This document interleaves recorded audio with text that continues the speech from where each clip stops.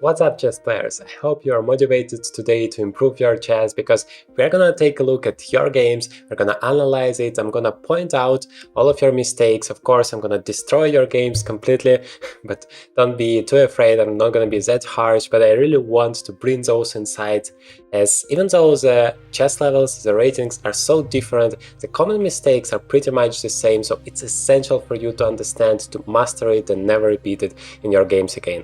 So let's get started. The first game here, my subscriber Uma Devi has played as black, and the game started with e4, e5, nothing special here, knight f6, and of course there is this knight g5, very aggressive move, but white decided to go with castles, a very normal approach. H6 here, I don't really like this move because it seems like quite a slow one. You could also just continue. Knight xe4 is of course the most active move. You're using immediately the fact that white didn't protect it, didn't create any threats, and the point is you want to play d5 and just get a huge position here. So a lot of right moves is needed from white side to somehow still fight for the initiative here, because otherwise black would be just much better. But instead what happened is h6, knight c3, bishop c5, still a very normal position for black. It's a completely symmetrical here. I'm not a big fan of it because, well, as black you're always one tempo behind, so your opponent has this advantage. But knight a5 has been played here, a very interesting move, trying to just exchange the bishops. I quite like it because the bishop has no moves to escape. So what happened is b3, a very weird move, because afterwards the d pawn has taken the c4 one. So why would you play b3 then? Now e4 might be a little bit vulnerable, and mainly black has a pair of bishops. a6 is now good to make sure that this bishop has a square in case of knight a4, so you save a pair of bishops. And then a very good position, especially after knight takes f6 here, because you have a pair of bishops. I mean, everything is perfect. But here there was also one moment, instead of bishop e6, there was a very good opportunity, tactical one for black, knight xe4. I mean, this pawn is just hanging, you can take it immediately and also create some pressure on the f2 pawn. I guess white was afraid of some, black was afraid of some ideas here along the e file. And then if you go back, then maybe knight takes e5, queen takes, and then knight takes e7, if bishop to e6, so that might be scary, then the bishop is hanging. But of course, tactical justification here is that you can play knight g3 with a fork. By the way, if queen to e1, still knight g3 works, winning the exchange here. So that was a very good chance here, but bishop e6 still, of course, doesn't spoil anything. Takes, and now the opening is just beautiful for black, because we have a pair of bishops, we don't have any weaknesses at all. We are ready to start the attack here on the king side. a5, I didn't really understand that move. But now after bishop a6, bishop a3, sorry, there is a very key moment in this game, because this bishop is under attack, and what white did, I mean, that's the biggest mistake that black did in this position, bishop to d4.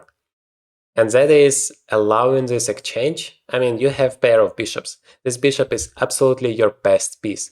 Why would you ever allow to exchange it for your opponent's knight? I mean, bishop is stronger than the knight, especially in the open position, especially if you're controlling the whole diagonal. So never do that in your games. Bishop takes a3, according to the engine, that's the best move. I wouldn't do it, because, like I said, I just want to save two bishops advantage. But here, bishop is stronger than the knight, I have an opportunity to attack, and after the exchange, this rook is very clumsy on a3, so from this point of view, your a5 move is useful. c4 would be weak if you ever play b4. That means that this rook has to go back, and then you need to spend a lot of time. It's not that great.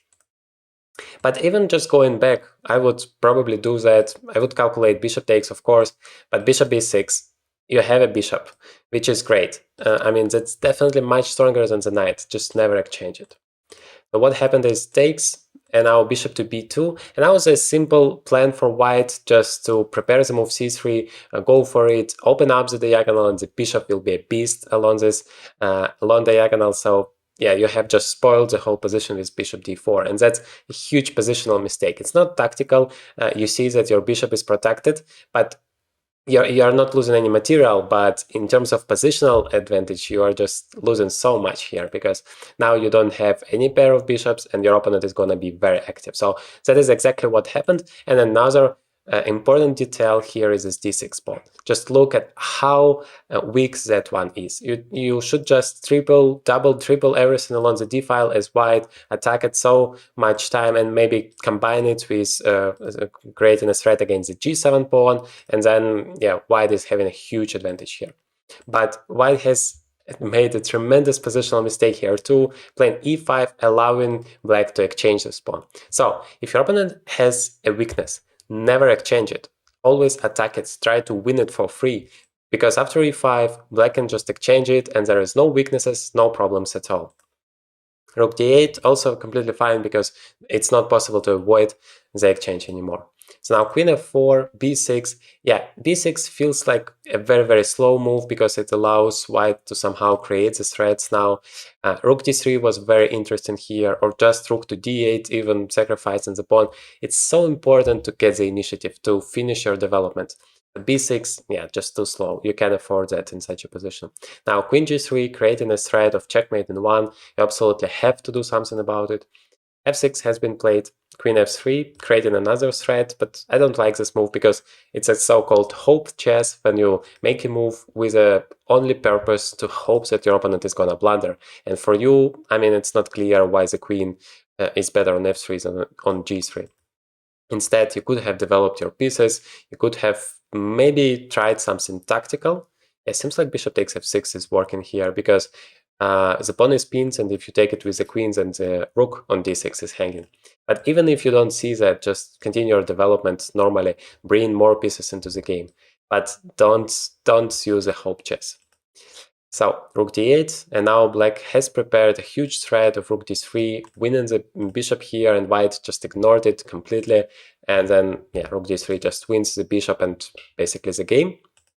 Although not that simple, of course, it's 1000 rating level, so a lot of things are gonna happen here. Rook to e1, white has prepared a huge threat here. And the normal thing to do would be to play king f7, for example, just to make sure that everything is protected, or maybe rook to e8, although yeah, still there is a pin, but at least the bishop is protected here.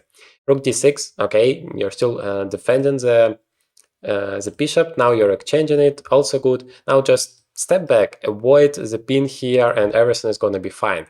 But no, you play rook to h4, attacking the pawn, okay, it's a very active move. But then you play rook takes g4. That's a huge blunder. I mean, from a completely winning position, now it's completely losing position. Why? Because before you make your move, always make sure that the piece you're moving cannot be taken. So if you're about to play rook takes g4, try to think whether this rook can be captured afterwards. And of course it can be. Also it's a check, so remember the formula checks, captures and threats that you should always use to find the most active, the best move in every possible position. So queen g4, you absolutely must take a look at it. Then the rook was protected, so you continue the variation, bishop takes, but now your queen is hanging, and of course afterwards white is completely winning here. So you should have calculated this variation, then you would never play rook takes g4. What to do instead? Well, your bishop is hanging, you have only one defender, so why not add another defender? And now, yeah, everything is great. Now rook takes g4 might be a threat. I mean, no problems at all.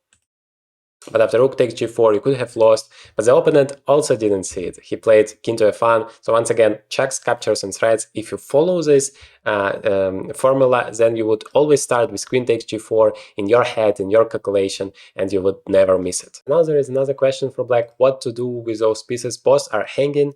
The only way to save both would be king to f7, because now queen g4 is not possible and queen takes e6 is not possible. But unfortunately, black played rook h4, which is saving the rook but not saving the bishop. And now this rook endgame is a draw, and I expected it to end in a draw, but something amazing happened here. After rook takes f6, of course you need to take on b3, then play rook b4, take all of the pawns, and that's a draw. But what happened is king to g7, and now rook takes b6, and now suddenly white is a pawn up, and there is a very good advantage in terms of fighting for the victory, because this pawn is passer, this rook b5 is available, Yeah, that is a huge chance, especially after rook b2. Basically, what you are doing with this check is helping your opponent to activate the king, which of course is very, very important in the endgame, so never do that. h5, king g3, rook e2. Also, I don't really understand the point of this move because you're not keeping an eye on the pawn anymore, and rook b5 is possible. Now, a rook to c6 has been played. A little bit weird, why not rook to b5, but still strong. Rook e5, f4, check, king h4, and now takes here, and that's a huge advantage for white thanks to this pawn. I mean, if you eliminate here after rook takes a4, if you eliminate those two pawns, of course that's an immediate draw. But with those pawns, this rook is not in time to somehow cover all of the threats. And the right way for white to win would be to play king to g5, push this pawn, help with the rook, and yeah, that is just game over. But what happened instead, white played f5, and here black has a very clear and simple way to make a draw here, namely king to f6, just blocks a pawn. That's always something you want to do, and not allow your opponent to activate the king. The king can't go to g5 anymore. You can go to g4, but now just rook a1, prepare to give 100 checks, and that's always a draw. Rook c6, you can just go to e5 forward, create a threat of rook g1. You can play rook e6 check, of course, but now king to d4, you are very active attacking this pawn, and of course you still have your own passer, so if f6 you can push this one, and yeah, this initiative is enough to make a draw. But it's very, very important to block your opponent's pawn here with king f6. It's very important to stay active no matter what. And rook b4 has been played here, completely losing the game, because the rook is not creating any threats here, and you're just giving your opponent the time to play king g5, f6, and just give you a checkmate, promote the pawn. But white played rook takes a5, which is an immediate draw, because you can never promote this pawn. All you need to do as black is place the rook on the 6th rank, and then you just wait for your opponent to play f6 here, because now you are going to the c1 and you're given 1000 checks, and it's always a draw. There is no way for white to make any progress, because simply because you give a lot of checks. And otherwise you can go forward, so it's well known as a Philidor position. You can never make any progress here as white. But what happened instead here was rook to c7, which is still fine as long as you control the 7th rank. But then black has played rook to c6, and that's losing immediately because there is a check wherever the king goes. Now king to g6, king to g7, f7, basically unstoppable, and you don't have any time to go behind to give the checks because of rook a8 and f7. So that should have been the way for white to win the game, but instead they play rook to e7 check, which is once again giving away all of the advantages. After king f6, king f8, you don't have any ways with this rook to give a check, and also this king has no penetration squares anymore. Rook e6, by the way, here black could have just taken it because the pawn's endgame is an immediate draw here. King f6 is a stalemate. But rook c7 is still fine, and now after rook e7, finally this game ended in a draw. A very crazy game, hopefully instructive for you. I have tried my best to point out all of the mistakes, so let's go on with the next one. And now is a perfect moment for me to say thank you to the sponsor of this video. Wait, there is no sponsor of this video, nobody cares about me. But you can support me by hitting the like button and subscribing to this channel. Thank you very much for your support, and let's continue with the next game. Once again, my subscriber plays here with black, diamond warrior, and he also has a rating around 1100, so it's going to be a fascinating game here. The game started with the pierced defense here with g6, bishop g7, bishop c4, and white immediately played here knight g5, which is considered to be not that great. Why? Because yes, you attack the f7 pawn, you're very active, but remember that you are making a second move with the same piece in the early on in the opening, and you remember the golden rule is to make just one move with one piece.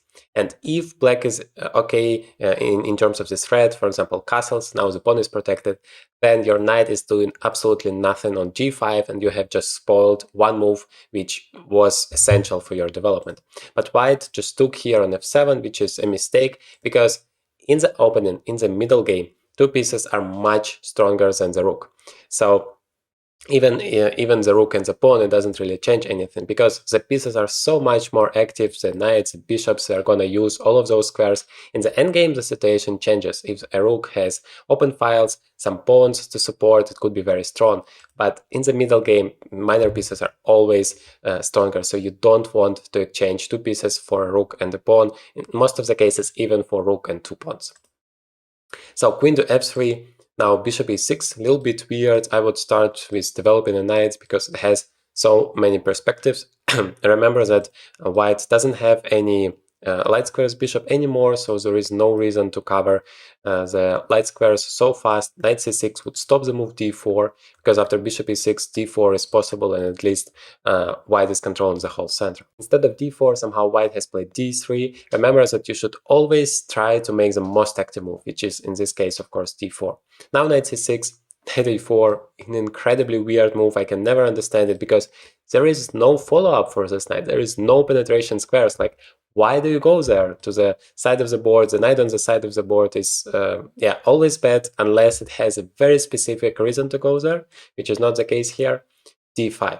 Yeah, black is trying immediately to punish this knight a4 move, which is great if you know what you are doing, but might be dangerous if you blunder something along the way. So maybe you could have just played king to g8 first, just to make sure that your king is safe, and then you can start active actions in the center. But objectively speaking, d5 is a good move.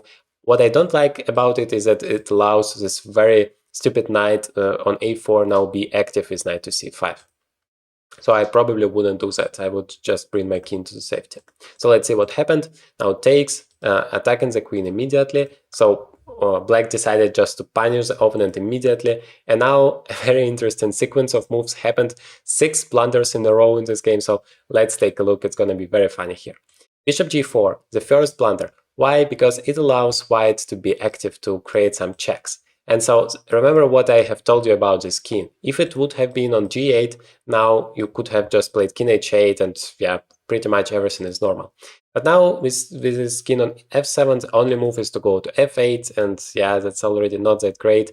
This e6 square is huge weakness. For now, you defend it with the bishop, but white will start to attack it. This bishop has to go somewhere, like bishop c8 back, and then there is ways for white to add more attackers here, and your rook is still very passive. So somehow black is still better, of course, but somehow everything starts to fall apart, and that is why I don't like this whole initiative with d5. Yes, the engine would win it with closed eyes, but you're a human. You don't want to play like that. You want to make sure that if you have an advantage, your king is secure, your opponent doesn't have any counterplay, very, very important, and only then you can start converting your advantage. So let's go back to the game. Bishop g4. Instead of queen to b3, queen to d3 has been played. And remember that black has a material advantage here. So queen d3 is a horrible, horrible positional mistake. You don't want to allow your opponent to exchange the queens. That's the worst thing you want to do if your opponent's king is much weaker, which is definitely the case here. You want your queen to be there to attack your opponents, to create those threats, to give checks. If you don't have any queen, you don't have any way to create checks. So queen d3 was a blunder, but instead of just taking it, black is doing another blunder here. Knight d4, just spoiling the whole advantage. Just take here. And this endgame is so much winning. I mean, you have 2 bishops, all of your pieces are active, you don't have any weaknesses, any problems, because once the queens are off the board, the king is good in the center of the board. That would help you rather than create problems for you. But knight d4 instead, that's not that great. That's allowing white to just continue the development, attacking your pieces. Once again, this check is available, so that's not what you want. Knight takes to b7. That's also a mistake, maybe not a blunder, but I mean, your knight is great on c5. That's creating a lot of difficulties. And here, it's just one single pawn. It's allowing black to somehow activate the pieces. I don't like it. Instead, bishop e3, adding another piece. It's always better to add another piece to the attack than making a move with the same one. So knight b7, and now e5. Another blunder here. simply because white is not developing any pieces. You can't just have one piece and go on with it. You can't just have one pawn and just try to crush everybody. The chess is unfortunately doesn't work like that. So what you need to do is to develop your pieces here, maybe play f3 just to push the bishop back, make sure that everything is solid, and bishop e3, rook d1, and so on, maybe knight c5 back with the tempo. But a5, now it was simple for black to somehow activate the pieces. Queen to d5 is a very good move, attacking pretty much everything here. If pawn takes f6, there is queen takes g2. Now the knight is coming to f3, the rook is under attack. I mean, that's just crushing. But what happened here is queen to c6, another blunder, because now the knight is still hanging, and yeah, queen takes d4, of course, would have been a great move. Still attacking this knight on f6, and yeah, you can take this knight on b7, but now pawn takes f6 immediately wouldn't be that great because of g2 pawn. So now queen takes g2, the rook is hanging, you have to go somewhere, and then once again, it's still pretty dangerous. It's not bad for white, but still very, very dangerous. But if you just castle here, make sure that the king is secure, and then this knight is hanging. But if the knight is going somewhere, then the bishop is hanging. So white is still getting some material, and yeah, that is already completely win for white. Once you make sure that your king is secure, it's essential in chess. So that was a way for white to win, but white has played pawn takes f6 instead, and of course that leaves so many pieces for black to attack. Now queen takes g2, once again completely winning, because it's just not possible for this king to deal with all of these threats. The rook is hanging, knight f3 is coming, yeah, that's horrible.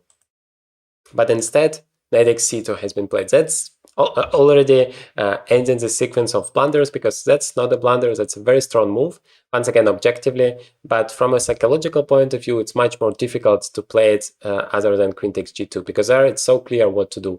And here, after king to f1, you still need to find the right way to continue, how to give a checkmate here. Maybe you don't care about checkmate, maybe you just take here on a1, which has been played in the game, by the way, and then you're attacking here and you have a lot of extra material. Okay, I agree that knight takes c2 from this point of view is also pretty strong. Then pawn takes and queen takes c1, and that is of course a checkmate immediately. So you could see that even though black could have lost here in number of occasions, still he made much less mistakes than the opponent and won the game. So the key principle here to remember is to make sure you're always starting with the most active moves, both for you and for your opponent. Remember that you're never playing alone, always have an opponent to deal with. And so you need to keep an eye on his ideas, on his threats, and his counterplay. And before you're making your move, make sure that the piece you're moving cannot be taken. That's a very essential rule, just those one move's blunders. But if you just avoid that, that's already be a huge step forward for you if you are on 1000 level or maybe low. Okay, let's proceed with the third game now. In this game, my subscriber with the nickname Cyrex, not sure I'm pronouncing it correctly, has played as white. He has an 800 rating, and that was rather an example of a perfect game for this level. Let's take a look. So the game started with e4, d4, already a very good opening. You are controlling the whole center. It's always a dream case scenario. Now bishop g7, knight f3, developing your knights, perfect. Every move, a new piece is developed. That's all you need. Bishop g5, very active move. I don't have anything against it. Queen to d2. Yeah, okay, so you're preparing some kind of attack here. Once again, very solid. h6. That's already a huge mistake. Maybe even just blundering the whole game here, because you can just take it and yeah, enjoy an extra pawn, h4, h5. That's probably going to be a checkmate very fast. Unfortunately, my subscriber played here bishop takes f6.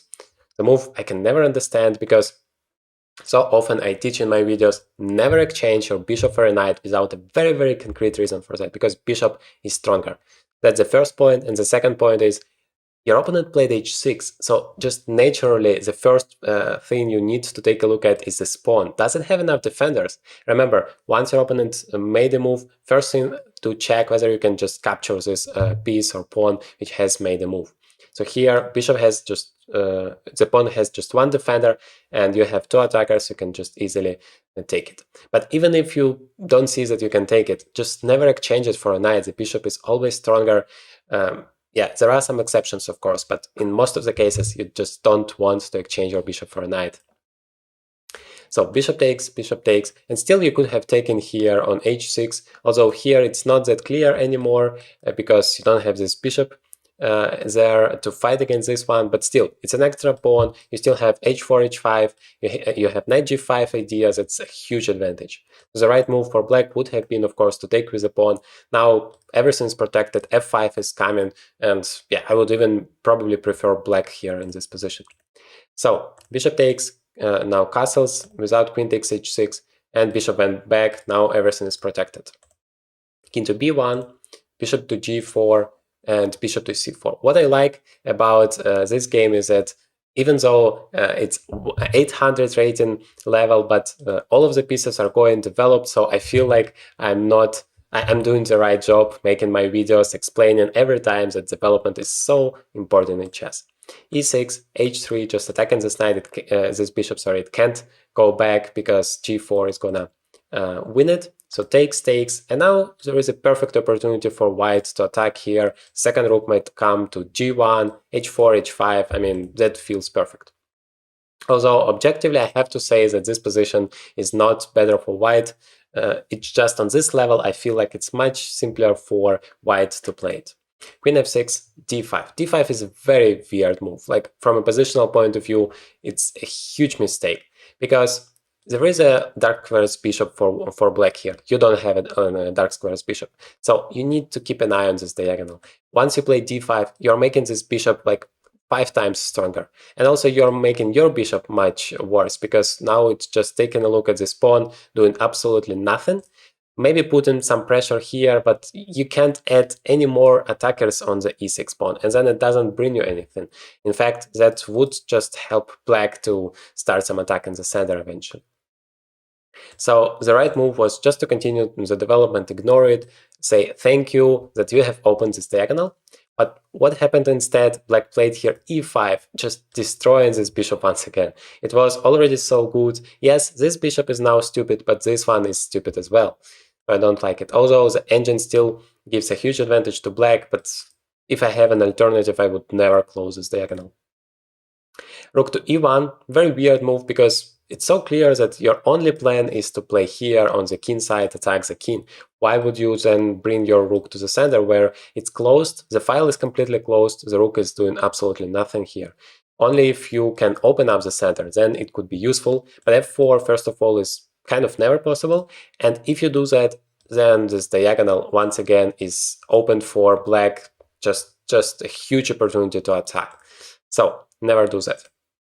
Queen takes f3, yeah, that's another point, that's just pawn hanging here, but yeah, that's not even the biggest problem, because when here black is taking all of the pawns, basically it's helping white to finally understand what needs to be done and executed. So I wouldn't take all of those pawns, it's doubled, it's weak, I would just continue my development, knight to d6, or maybe, knight to d7, maybe a6, b5, just creating some counterplay.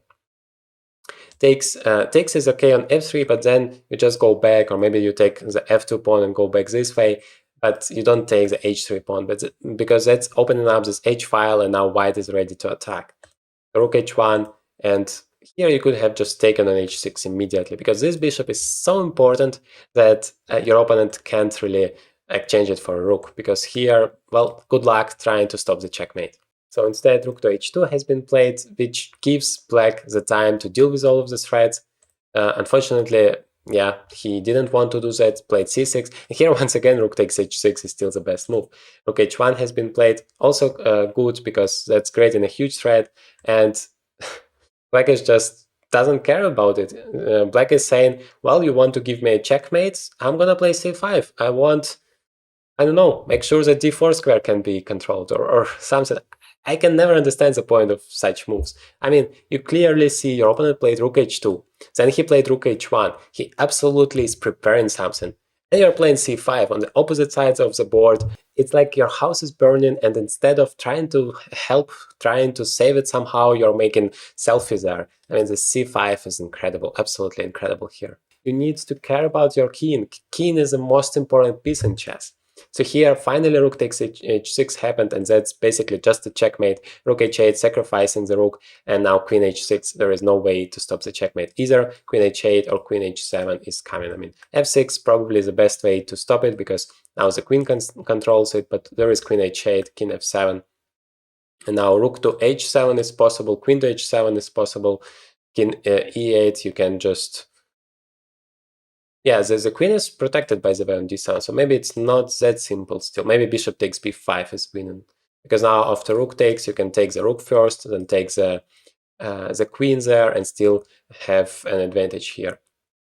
But it seems like queen h7 is also possible, because the g6 pawn is hanging there, and then you're bringing your rook, and well, it's clear that it's a huge advantage, and checkmate should be somewhere there. Those pieces are moving. I mean, the c5 pawn has even made it simpler for white to penetrate through queenside here.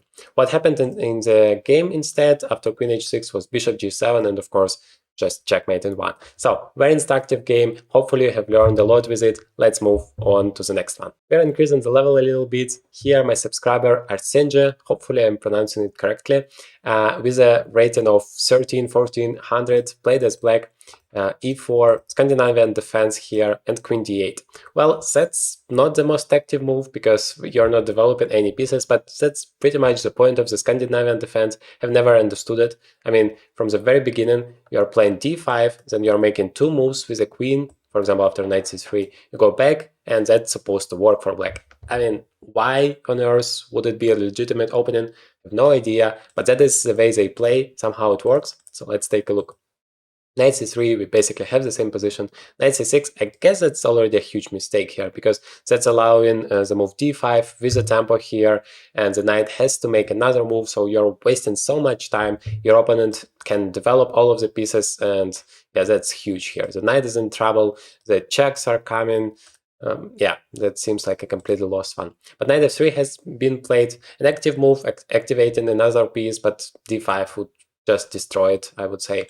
e6 now stopping the move, d5, a3, stopping bishop b4, I guess, knight f6, but now black is more or less fine. Less active, of course, but nothing significant there. Okay, so let's go through. I guess e5 is an idea for black here. Long castle has been played, and e5. Yeah, well, white is still more active, of course, but once you play e5, you're freeing your bishop, you're maybe exchanging some pieces, and that should be simpler for you. But you should notice that the king is here. That means that white's attack logically should be here against the king, so you have to be careful with that. Takes happened, and we exchanged a bunch of pieces. I guess that favors black significantly, because now you don't have any space problems anymore. This bishop can go here, and yeah, everything is fine. g4, bishop takes c3. Yeah, once again, the same problem we have seen in the previous game. Never exchange your bishop, please. Never exchange your bishop for a knight without a very significant reason. This bishop on e5, it's so beautiful. It's controlling the whole board. Why on earth would you exchange it against a knight on c3, which is doing absolutely nothing? I mean, I'm not explaining anything too difficult, right? It's not a 10 moves combination which you don't see, and I would say, how can't you see it? It's just 10 moves calculation. No, it's very simple. Don't exchange your bishop for a knight. That's all. Okay, takes, knight to d5, and yeah, I guess that was the point. You were thinking that I'm gonna exchange the bishop for a knight, and then I'm gonna exchange the knight for a bishop. Overall, nothing bad has happened. But the problem is, of course, there are so many tactical issues here. I guess bishop takes h7 hasn't been played, but that is completely winning here, because rook takes d5 is coming, an extra pawn, and a huge initiative for white. Yeah, that is just game over here. Instead, queen to d2 happened, and this idea worked, but still, don't do that. Bishop to c6, yeah, now the bishop is active, and everything is once again okay for black. Queen h6 is a little bit weird, because at some point there should be g5 here, and yeah, you're attacking the pawn for now.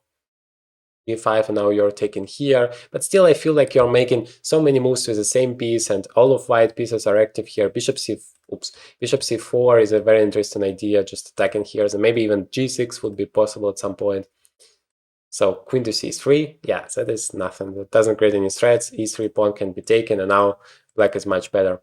queen e5. Of course, hopefully you understand it here as you played queen to e5. Once you are some material up, all you need to do is to exchange your queens, and then it's gonna be so much simpler for you to convert the advantage. And also the threats wouldn't be that dangerous. Maybe one point here is still bishop c4 might be possible, because if you take here, I have bishop takes f7. Still, it's an extra pawn in the end of the day for black. Very good position, but yeah, something to worry about. Queen b3 has been played. Bishop d5 is a tempo. Everything seems to be great so far. Yeah, now bishop e4 is plundering everything. Feel free to pause the video for a second and find the winning move for white. White has found this move, even though 1300, but still, the move is very logical to put the rook against the queen, always a good thing, but here it's a pin and the bishop is basically lost. So yeah, of course, queen takes h7 is a huge threat, you need to deal with it somehow, but g6 is just blocking it and solving the problem completely. Of course, h6 is not a move, but g6 is solving all the problems since your queen is controlling all of the dark squares here. So bishop e4 has happened, rook e1, and now it's a huge advantage for whites, but of course you can never blunder your queen. So bishop takes e4 solves all of the problems. Now if rook takes, you can take with the queen. But rook takes e4, now the rook on g1 is under attack and it can be captured. So it's a simple tactics problem. To improve that, you should solve as many puzzles as possible, and I'm showing a lot of videos how you should do that on my channel, so please take a look at that.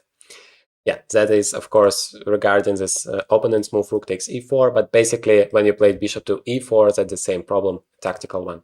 Now we have an extra exchange for black, as well as two extra pawns, and notice that now you have identified the right way to deal with this threat. Also, it's creating another luft for the king, so the king can be more secure here.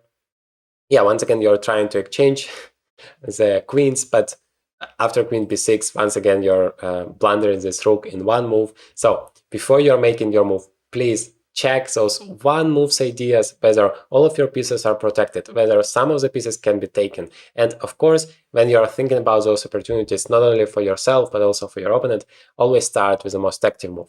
So queen a8 is basically the only possible check here. I mean, queen f7, queen d8 would just plunder the queen, but queen a8 is the only reasonable check, and it's winning the rook. So if you would start with the most active opportunities for your opponent, you would immediately see queen to a8 and you would never blunder this rook. That is why I'm always saying how essential it is to follow this formula: checks, captures, and threats. But your opponent wasn't following the formula as well, because yeah, the only check, he would immediately find it, and that is why he played queen to d7, which is allowing the exchange here. Unfortunately, it hasn't been played. Once you exchange the queens, the game is immediately over. The only thing you need to do afterwards is just to create the passer somehow, just push it, put your rook here, and just push it, and push it, and there is no way to stop. If the bishop blocks it at some point, I don't know, bring your rook, bring your king, whatever you want, that would be such a simple task. But please exchange your queens, because without the queens, it's not going to be possible to plunder anything pretty much, and to plunder a checkmate. So rook b8 has been played, b3, c5. Still, of course, it's winning, but you could see that there are some ways to create some difficulties for black. a4, queen b8. Okay, nothing happening significant. g5 pawn is taken. Now you can just push one of the pawns forward. Rook a8, very weird move. Queen b8, once again allowing the opponent to create some chances. And yeah, thank God everything is more or less protected. Yeah, now you decide to exchange it. I don't like it. I mean, the rook is definitely much more active than the bishop. It's hanging, just put it away and finally push your pawn. Please, if you have passers in the endgame, use it. Push it forward, promote the queen. That is the point of having a passed pawn. Otherwise, why do you need so many extra pawns if you are not using it at all? If you push the h-pawn, you never make your king more vulnerable. So f-pawn, I wouldn't push it. g-pawn might also be somehow dangerous, but h-pawn, never a problem for your king, and just creating a huge threat of promoting a queen. Eventually, of course, first you can just make sure that your rook is fine. Also, of course, you can play for a checkmate. Probably after rook d1, it's just not possible to deal with a checkmate, but that's somehow an opportunity that just happened this time tactically. In general, pushing your passer is an idea that always works. If your king is safe, then you should just do it and you would be good. But rook d3 I don't like, because now it's a queen's endgame, and queen's endgames are always incredibly tricky. There is always a chance to blunder some perpetual check here. But still, queen on e5 is good because it's covering all the checks. Just push the pawn and everything is going to be fine. Instead, you're playing queen e2, which is already given this opportunity to give a check for white, which I don't like. Here, for example, yeah, it's already not that clear. I mean, it's 3 against 2, just one extra pawn, and most importantly, there is a chance for white to start giving those checks. Yeah, now I'm not sure that it's winning anymore. For example, here, just start giving those checks. Queen f4, not allowing the king to go forward, pushing it back. If you go to h7, then f7 is going to be hanging king to g7, just a move repetition, and I'm not sure you're able to play for win anymore. Yeah, but this one is a little bit simpler because it allows you to play f5 or maybe king g4. Anyway, you have an opportunities to go forward to create some chances. Queen f5, yeah, still difficult here, but somehow, wait a second. So here white was completely winning because in the endgame, it's not about the number of the pawns, not about the quantity of the pawns, it's about the quality of the pawns. Here, even though black is a pawn up, this king is blocking your own pawn, and so white is using it, promoting the pawn into a queen first, and then white is completely winning. So in the queen's endgame, and that is why I say that it's always so tricky. First, you need to deal with those perpetual checks, and second, should always be extremely careful with queen's exchange and go into the pawn endgames. Yeah, so that was a huge chance for white just to win the game immediately. Instead, yeah, this position is around equal. Of course, you need to push the pawn to create your counterplay. So queen g3 has happened here, and here black won on time. Yeah, so this one is equal because there are so many checks and basically no way for black to avoid those checks. But you could see that this game was so rich, so instructive for you. Hopefully, let me know in the comments what you think about it, and we are moving to the next one. Now we are increasing the level hugely since the next game has been played by my subscriber Mohammed El Mokhtar. He has played as black and he has around 2200 rating here. So e4, c6, the Karkan defense. Somehow this opening is so popular even among my subscribers.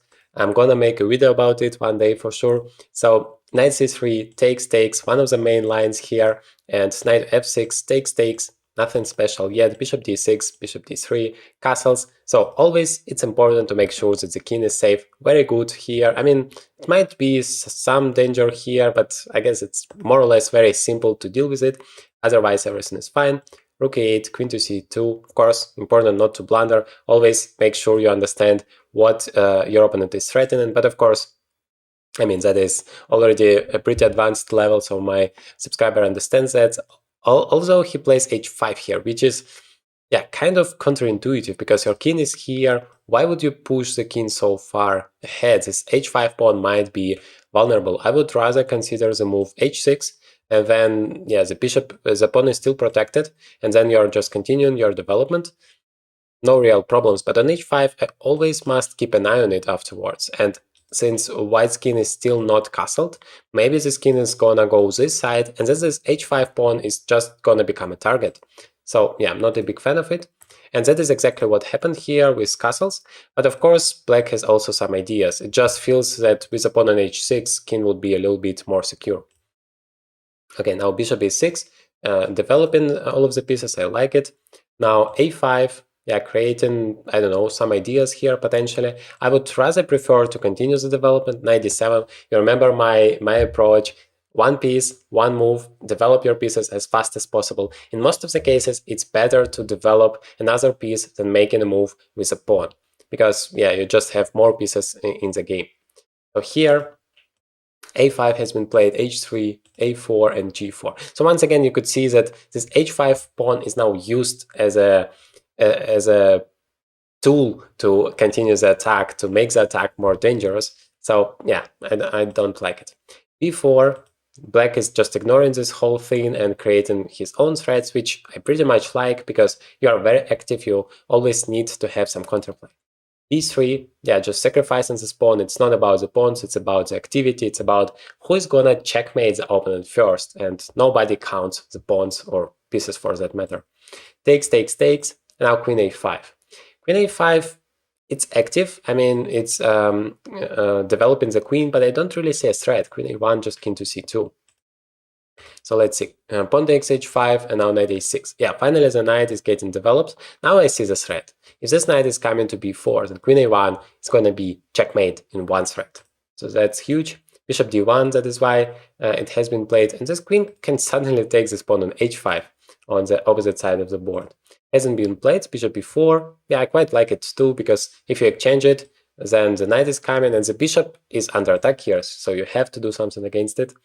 Knight to c3, and now the second rook is coming. So if you're attacking, if you want to checkmate your opponent, you want to bring as many pieces to the attack as possible, and then you have a higher chance to succeed. h6, bishop takes c3, attacking here the queen. I like it a lot.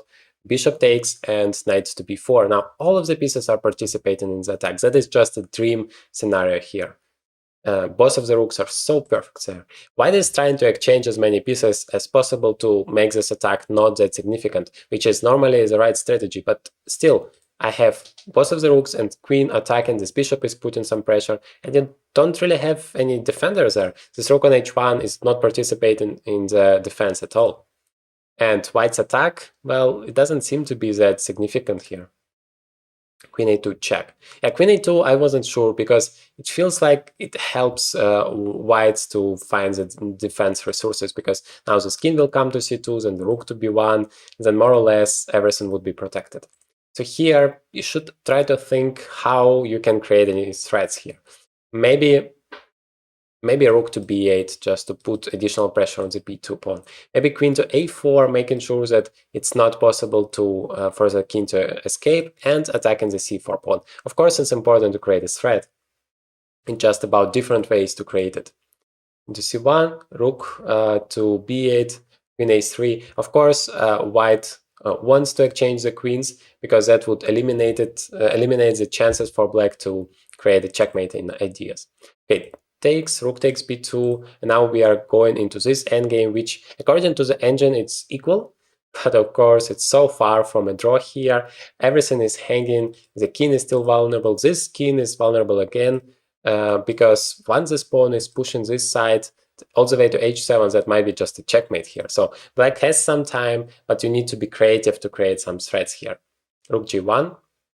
I'm not sure which, this rook, or maybe this rook was better to just push, but yeah, I mean, you have to be careful with your king too.